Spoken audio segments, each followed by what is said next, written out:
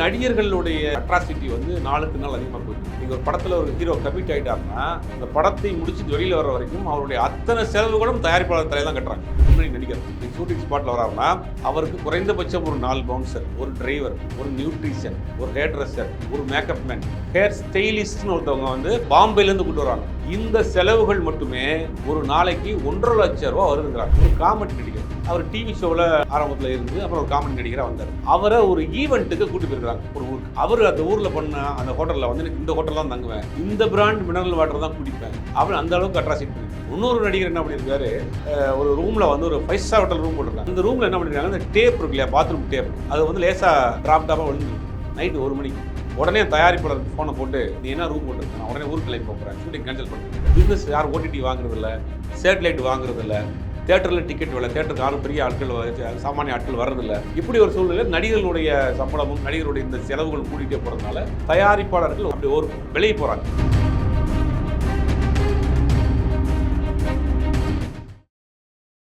வாகை தமிழ் நேயர்களுக்கு வணக்கம். இன்று நம்மோடு நேர்காணலில் இணைந்திருக்கக்கூடிய சிறப்பு விருந்தினர் ஊடகவியலாளர் திரு சுபைர் அவர்கள். வணக்கம் சார். வணக்கம் சார். சமீபத்தில் திரையுலகில் தயாரிப்பாளர்களுக்கும் நடிகர்களுக்கும் ஒரு மோதல் போக்கு போய்கிட்டு இருக்குது. நடிகர் தனுஷ் அவர்கள் மேலே ஒரு ரெட் கார்டை போட்டு அது வாபஸ் பெறப்பட்டிருக்குது. என்ன நடந்துட்டு இருக்குது தமிழ் திரையுலகில்? நடிகர்கள் தயாரிப்பாளர்கள் அப்படிங்கிற மோதல் உச்சகட்டமாக போய் இப்போ நடிகர்களுடைய சம்பளத்தை குறைக்கணும், அவங்களுடைய எக்ஸ்ட்ரா செலவை குறைக்கணும், வர்ற 15ஆம் தேதியிலேருந்து ஸ்ட்ரைக் அனௌன்ஸ் பண்ண போகிறோம், இந்த மாதம் வருஷ கடைசியிலேருந்து புதிய படங்கள் தொடங்காதீங்கன்னு பல்வேறு கண்டிஷனை போட்டு தயாரிப்பாளர் சங்கம் ஒரு நோட்டீஸ் கொடுக்குது. அதுக்கு நடிகர் சங்கம் அதுக்கு மறுப்பு தெரிவித்தாங்க. நடிகர் சங்கமும் திருப்பி அங்கே போய் பேசினாங்க. இந்த 2 தரப்பும் தொடர்ந்து பேச்சுவார்த்தை நடந்துகிட்ருக்கு. நடிகர் சங்கமும் தயாரிப்பாளர் சங்கமும் தொடர்ந்து பேச்சுவார்த்தை நடந்துகிட்ருக்கு. இதுக்கிடையில் தான் நடிகர் தனுஷ் மீது கொஞ்சம் நாளைக்கு முன்னாடி ஒரு ரெட் கார்டு போடப்பட்டது. அவர் எந்த படத்தில் நடிக்கக்கூடாது, நடிக்கிறதுக்கு யாரும் ஒத்துழைப்பு கொடுக்கக்கூடாது அப்படிங்கிற ஒரு ரெட் கார்டு போட்டாங்க தனுஷ்க்கு. தனுஷ்க்கு ஏன் ரெட் கார்டு போட்டாங்க அப்படின்னா, தயாரிப்பாளர் சங்கத்தினுடைய செயலாளராக இருக்கக்கூடிய 5 ஸ்டார் கதிரேசன் ஆல்ரெடி அவரை வச்சு பொல்லாதன்னு ஒரு படம் பண்ணார். அதுக்கு பிறகு வந்து நையாண்டின்னு ஒரு படம் பண்ணார். இந்த நையாண்டி படம் சரியாக போகாதனால அதுக்கு காம்பன்சேஷனாக வேற ஒரு படம் பண்ணி கொடுங்க அப்படின்ற மாதிரி அதுக்குள்ளே ஒரு பேச்சுவார்த்தை. அதுக்கு அவர் தனுஷ் பண்ணித்தரேன் அப்படின்னு சொல்லியிருக்கிறார் அதுக்கு முன்னாடி நடந்தது. அதுக்கு தொடர்ந்து இவ்வளோ நாளாக பண்ணாமல் ஒரு 10 வருஷம் ஆயிடுச்சு, அவருக்கு காம்பன்சேஷன் படம் பண்ணித்தரல அப்படிங்கிறதுக்காக அவர் தயாரிப்பாளர் சங்கத்தில் செயலாளராகவும் இருக்கார். இப்போ அவர் ஒரு வழக்கு போட்டிருக்கார். தயாரிப்பாளர் சங்கத்தின் தலைவராக இருக்கக்கூடியவர் முரளி ராமசாமி. இந்த முரளி ராமசாமி யாருன்னா, முன்னாள் தயாரிப்பாளர் சங்க தலைவராக இருந்தவர், பிரபல டைரக்டர் ராமநாராயணனுடைய பையன். இப்போ அவரும் வந்து இவரை வச்சு ஒரு படம் பண்ணுறதுக்காக பேசி ஃபர்ஸ்ட் காப்பி பேசிஸில் தனுஷை வச்சு ஒரு படம் ஆரம்பித்து அது படம் இடையில நின்று போய் அது ஒரு சின்ன சிக்கலாகி நிற்கிது. அப்போ அவரும் எனக்கும் ஒரு படம் பண்ணி கொடுங்க அப்படின்னு அதுக்கும் ஒத்துட்டு இருக்கார் போல தனுஷ். இந்த 2 படத்தையும் முடிச்சு கொடுக்காம நீங்கள் கிட்டத்தட்ட இப்போ 7 வருஷம் 10 வருஷம் ஆயிடுச்சு, தொடர்ந்து வேறு படங்களில் பண்ணிட்டு இருக்கீங்க, அதனால் வேறு எங்களுக்கு முடிக்காமல் வேறு படம் பண்ணக்கூடாதுன்னு ரெட் கார்டு போட்டாங்க. ரெட் கார்டு போட்டவுடனே தனுஷியுடைய இப்போ லைனப் எப்படின்னா, தமிழில் அவரே டைரக்ட் பண்ணி ஒரு படம் பண்ணுறாரு, வேறு ஒரு சில டைரக்டர் படம் பண்ணுறாரு, வரிசையாக ஒரு 2-3 படங்கள் லைனப்பில் இருக்குது. அப்படிங்கும் போது வேறு படத்துக்கு மூவ் ஆக முடியல, வேறு படத்தை ஆரம்பிக்க முடியல. அப்படிங்கும் போது தயாரிப்பாளர் நடிகர் சங்கத்துலேருந்து பெரிய அளவில் எதிர்ப்பு தெரிவித்தாங்க, எல்லாம் பார்த்துருப்போம். இந்த பிரச்சனை போயிட்டு இருக்க போது தான் 2 தரப்புலையும் பேச்சுவார்த்தை நடத்தி அப்போ கதிரேசனுக்கு ஒரு அமௌண்ட் கொடுத்துறதாகவும், இந்த முரளி ராமசாமிக்கு ஒரு படம் நடித்து கொடுக்கறதாகவும் பேசி இப்போ இந்த ரெட் கார்டு இப்போதைக்கு வாபஸ் வாங்கப்பட்டிருக்கு. இது தனுஷினுடைய விஷயம். அது இல்லாமல் தொடர்ந்து இப்போ ஒரு பிரபல தயாரிப்பு நிறுவனம், கிட்டத்தட்ட 40-50 வருஷமாக தயாரிச்சிட்டு இருக்க ஒரு தயாரிப்பு நிறுவனம் சத்யஜோதி ஃபிலிம்ஸ், அந்த நிறுவனம் விஷ்ணு விஷாலை வைத்து ஒரு படம் பண்ணி அந்த படத்தை என்ன பண்ணாங்கன்னா, கடைசியில் படம் முடிகிறப்ப விஷ்ணு விஷாலை அண்டர்டேக் பண்ணிட்டார். அந்த தயாரிப்பு நிறுவனத்துக்கு தேவையான பணத்தை கொடுத்துட்டு அந்த படத்தை இவரே வாங்கி இவரே ரிலீஸ் பண்ணுற மாதிரி போயிடுச்சு. அது சத்யஜோதி ஃபிலிம்ஸை பொறுத்த வரைக்கும் என்ன பண்ணுவாங்க அப்படின்னா, ஆரம்பத்திலேருந்து ஒரு கார்ப்பரேட் கம்பெனி மாதிரி அவங்க கரெக்டாக ஃபாலோ பண்ணக்கூடியவங்க. முந்தையெல்லாம் அப்படின்னா ஒரு காஸ்டியூமரு, ஒரு மேக்கப் மேனு, இந்த மாதிரி ஆட்களுக்கு ஒரு படத்துக்கு இவ்வளோன்னு சம்பளம் பேசுவாங்க. அந்த சம்பளம் பேசிட்டு ஒரு அட்வான்ஸ் கொடுப்பாங்க. அட்வான்ஸ் கொடுத்து ஷூட்டிங் கூட்டு போயிடுவாங்க. ஒரு 20 நாள் ஒரு ஷெடியூல் முடிச்சு வந்து ஒரு அட்வான்ஸ் கொடுப்பாங்க. இப்படியே போயிட்டே இருக்கிறப்ப படம் முடிஞ்சவனை என்ன பண்ணுவாங்கன்னா, மீதி அமௌண்ட்டை செட்டில் பண்ணுவாங்க. இப்படி ஒரு சம்பளம் பேசுவாங்க, ஒரு படத்துக்கு அப்படின்னு ஒரு சம்பளம் பேசுவாங்க. அப்போ படம் ரிலீஸ் ஆகிறதுக்கு முதல் நாள் என்ன பண்ணுவாங்கன்னா, சத்யஜோதி ஃபிலிம்ஸு அந்த ஒர்க் பண்ண அத்தனை டெக்னீஷியனையும் வர சொல்லிடுவாங்க. வர சொல்லி அவங்களுக்கு கவரில் மீதி உள்ள பணத்தை கொடுத்துட்டு செட்டில் பண்ணி அவங்களுக்கெல்லாம் தேங்க்ஸ் சொல்லிட்டு ஸ்வீட் பாக்ஸ் கொடுத்து நீட்டாக படத்தை முடிச்சிருவாங்க. சொன்ன நேரத்தில் சொன்ன பட்ஜெட்டில் முடிக்கணும் படம். அப்படி ஒரு ப்ராப்பரான ஒரு கம்பெனி.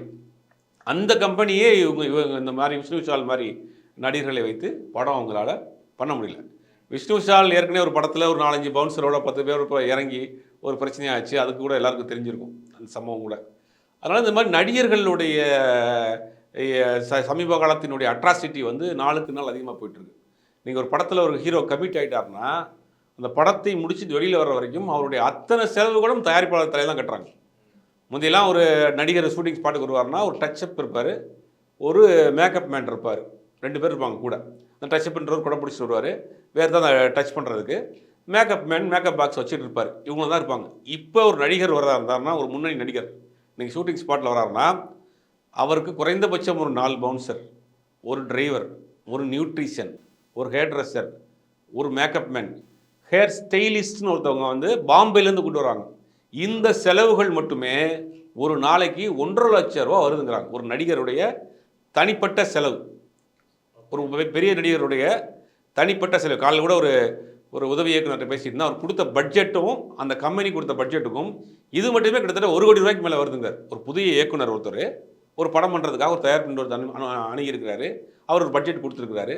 அப்புறம் முக்கியமான ஒரு ஹீரோவை படத்தில் புக் பண்ணியிருக்காங்க. அவருக்கு சம்பளம் இல்லாமல் இது மட்டுமே கிட்டத்தட்ட 1 கோடி 1.5 கோடி ரூபா வரைக்கும் இந்த எக்ஸ்பென்சஸ் மட்டுமே தனியாக வருது. ஹீரோட எக்ஸ்பென்சஸா?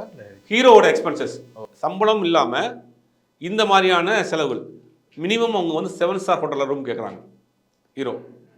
அதே மாதிரி அவங்க கூட வர்ற ஆட்களுக்கு ஒரு 2 ஸ்டார் ஹோட்டலில் ரூம். அதான் அவங்க கீழே அந்த டெக்னீஷியன் இருக்காங்க இல்லையா, அந்த hair dresser, makeup menu, nutrition வந்து இப்போ விஜயகாந்த் காலத்தில் என்னென்னா ப்ரொடக்ஷன் சாப்பாடு, நீங்கள் என்ன சாப்பாடு நீங்கள் ஹீரோவுக்கு சாப்பிட்றாரோ அதுதான் அந்த லைட் மேனை வரைக்கும் சாப்பாடு. அந்த இருக்கிற எல்லாருக்கும் ஈக்குவல் சாப்பாடு. அதை வந்து விஜயகாந்த் தான் கொண்டு வந்தாருங்கிறது எல்லாருக்கும் தெரியும். ஆனால் இவங்க என்னென்னா இவங்களுக்கு ஒரு நியூட்ரிஷன் அதை வச்சுருக்காங்க டாக்டர். அவர் ஒரு சார்ட் கொடுக்குறாரு, இந்தந்த சாப்பாடு தான். இந்த காலையில் 8 மணிக்கு இவர் இதுதான் சாப்பிடுவார், 10 மணிக்கு தான் சாப்பிடுவார், 11 மணிக்கு அவர் இளநீர் குடிப்பார், 11:30 மணிக்கு அவர் ஜூஸ் குடிப்பார், 12 மணிக்கு இது குடிப்பார், இந்த அளவில் இருக்கணும், இந்த குவான்டிட்டியில் இருக்கணும், இந்த பிராண்டில் இருக்கணும் அப்படின்னு ஒரு நியூட்ரிஷன் சார்ட்டு பெர் டே கொண்டு வந்து கொடுத்துட்றாங்க. இப்போ இந்த நியூட்ரிஷன் சம்பளம், இந்த வாங்கக்கூடிய இந்த ஃபுட்டு, இது எல்லாமே தனியாக வந்து ஒரு படத்துக்கு இவங்க இந்த எக்ஸ்பென்சஸ் மட்டுமே 1 கோடியிலேருந்து 1.5 கோடி வரைக்கும் ஆகுதுங்கிறாங்க. இது வந்து தயாரிப்பாளருடைய தலையில் மேலும் சுமையை. சம்பளம்லாம் இல்லது, சம்பளம் இல்லாமல். இப்போ நயன்தாரா மாதிரி ஆட்கள் என்ன பண்ணால் 2 குழந்தையும் ஷூட்டிங் ஸ்பாட் கொண்டு வர்றாங்க. அந்த டேக்கர் பண்ணிக்கிறதுக்கு 2 பேருக்கும் 4 பேரை கொண்டு வர்றாங்க. அந்த மாதிரி அவங்க சில நடிகைகளும் உச்ச நட்சத்திர நடிகர் பண்ணுறாங்க. அப்புறம் நடிகர்கள் ஒரு படம் 2 படம் வளர்ந்துட்டு கொஞ்சம் பெருசாக ஆனோன்னு என்ன பண்ணுறாங்க, அந்த நடிகர்கள் வந்து ஆரம்பத்தில் டிவி சீரியல் நடிக்கிறாங்க, டிவி ஷோஸில் பண்ணுறாங்க அப்படின்னு வந்துடுறாங்க. வந்துட்டு ஒரு படம் ஹிட் ஆகிடுச்சுன்னா அடுத்த படத்துக்கு அவங்க கேட்குற சம்பளம் மினிமம் 10 கோடியில் ஆரம்பிக்கிறாங்க. இப்போ கவின்லாம் 10 கோடி கேட்குறாருன்ற மாதிரி தான் ஒரு தகவல் போயிட்டுருக்கு. மினிமம் 10 கோடி சம்பளம். அவங்க சில டிமாண்டு, அவங்க சொல்கிற ஹீரோயின் தான் போடணும், அவங்க எக்ஸ்டாப்ளிஷ்டான ஹீரோயின் வேணும், இங்கே லொக்கேஷன் வேணும், இந்த ஹோட்டலில் தான் தங்குவேன். என் நடிகர் கவினா இல்லை கவினில் புதுசாக வரக்கூடிய நடிகர்கள், கவின் மாதிரி புதுசாக வரக்கூடிய நடிகர்கள் ஒரு படம் ஓடி ஹிட்டானா அவங்க போடுற கண்டிஷன்ஸில் அந்த மாதிரி. இது எல்லாமே என்னென்னா தயாரிப்பாளர் தலையில் போய் மொத்தத்துக்கு விடியுது. இப்போ ஒரு படத்தை நீங்கள் எந்த கேரண்டியில் நீங்கள் படம் பண்ணுவீங்க? நான் ஒரு தயாரிப்பாளர், நான் ஒரு படம் ப்ரொடியூஸ் பண்ணுறேன் அப்படின்னா அந்த படத்துக்கு என்ன கேரண்டி? இப்போ நீங்கள் ஒரு கார் வாங்குறீங்கன்னா அதுக்கு ஒன்று எடைக்காவது போடலாம், இல்லை ஒரு வீடு கட்டுறீங்கன்னா அந்த வீடை ஏதாவது நம்ம அடுத்து விற்கவா செய்யலாம். சினிமாங்கிறது பலருடைய கற்பனையில் உருவாகக்கூடிய ஒரு ப்ராடக்ட்டு. அதில் எந்த கேரண்டியுமே கிடையாது. அதில் மேலும் மேலும் நீங்கள் இவ்வளோ ஒரு அழுத்தத்தை ஒரு தயாரிப்பாளர் கொடுத்தீங்கன்னா அந்த தயாரிப்பாளர் திருப்பி எப்படி படம் எடுக்க வருவார்? அதனால தான் சில தயாரிப்பாளர் முதல் படத்தோடு அப்படி போயிடுறாங்க. சில பேர் இந்த பக்கமே வர்றது இல்லை, சில பேர் தெரியாமல் வந்து இந்த மாதிரியான விஷயங்கள் பண்ணுறாங்க. அப்போ இது யாரை பாதிக்கும் அப்படின்னா, சினிமாவை வாழ்க்கையாக ஒரு உதவி இயக்குனராக இருந்து எப்படியாவது வாழ்க்கையில் சம்பாதிச்சிடணும், சாதிச்சிடணும், ஒரு பெரிய ஆளாயிரம் நினைக்கிறாங்களா, இவங்களுக்கு தயாரிப்பாளர் கிடைக்க மாட்டேங்குது. தயாரிப்பாளர் என்ன சொல்கிறாங்கன்னா, ஆமாம் அவங்க அந்த ஹீரோட போனால் இத்தனை கோடி கேட்குறாரு, அவர் அந்த எக்ஸ்பென்சஸ் அவ்வளோ வருது, ப்ரொடக்ஷன் காஸ்ட் இவ்வளோ வருது. இப்போ பார்த்தீங்கன்னா சினிமாவில் வந்து ஓடிடின்னு ஒரு தளம் இருந்தது, அதுக்கு வந்து நல்ல படமாக இருந்தால் அட்வான்ஸ் கொடுத்தாங்க, அது நல்ல விலைக்கு வாங்கினாங்க. ஓடிடி தளங்கள் என்ன பண்ணுறாங்க, நல்ல படமாக நீ தியேட்டர் ரிலீஸ் பண்ணு, நல்லா ஓடிச்சுன்னா நான் வாங்கிக்கிறேன், என்னுடைய ஓடிடியில் நான் ரிலீஸ் பண்ணுறேன், அதில் அவனுக்கு ஷேர் வாங்கிக்க, அவ்வளோதான், எவ்வளோ ஓடி இருக்கோ அதுக்கு வாங்கிக்க அப்படிங்கிற மாதிரி அவன் ஓடிடிக்காரன் மூடிட்டான். சேட்டலைட்டு சுத்தமாக பிஸ்னஸ் கிடையாது. அப்படிங்கும்போது தியேட்டர்கள் மட்டும்தான் நம்பி படங்கள் போடும். தியேட்டரில் டிக்கெட் 200 ரூபா வைக்கிறாங்க. அப்போ எந்த கேரண்டியில் இவங்க தயாரிப்பாளர்கள் படம் பண்ணுவாங்க? இப்படி ஒரு சூழ்நிலையில் சினிமா இருக்குது. இப்போ ஒரு பக்கம் வந்து அதிகப்படியான செலவுகள், தேவையில்லாத செலவுகள், காஸ்ட் ஆஃப் ப்ரொடக்ஷன்ஸ் அதிகம்.